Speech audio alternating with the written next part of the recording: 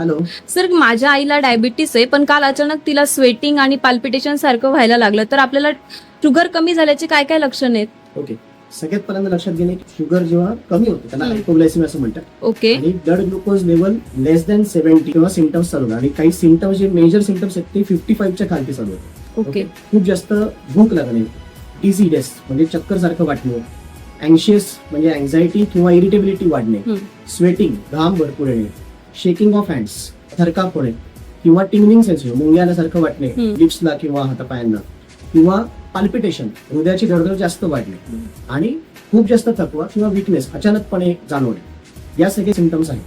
तसंच blurring of vision आणि एकदम एक्स्ट्रीम जर लेवल कमी झाली तर मात्र मग सीझर्स म्हणजे चक्कर सारखं येणे आणि एपिलेप्सी सारखे एपिसोड्स होऊ शकतात आणि पेशंट कधी कधी अनकॉन्शियस पण होतो, पण हे सिव्हिअर केसमध्ये. तसंच एक विपल ट्रायल आहे त्याच्यामध्ये हायपोग्लायसेमिया किंवा सिम्पटम्स ऑफ हायपोग्लायसेमिया आणि डॉक्युमेंटेड लो शुगर लेवल आणि ते शुगर लेवल कमी आहे याचा रिलीफ मिळतो जेव्हा आपण शुगर देतो, याला म्हणतात विपल ट्रायल.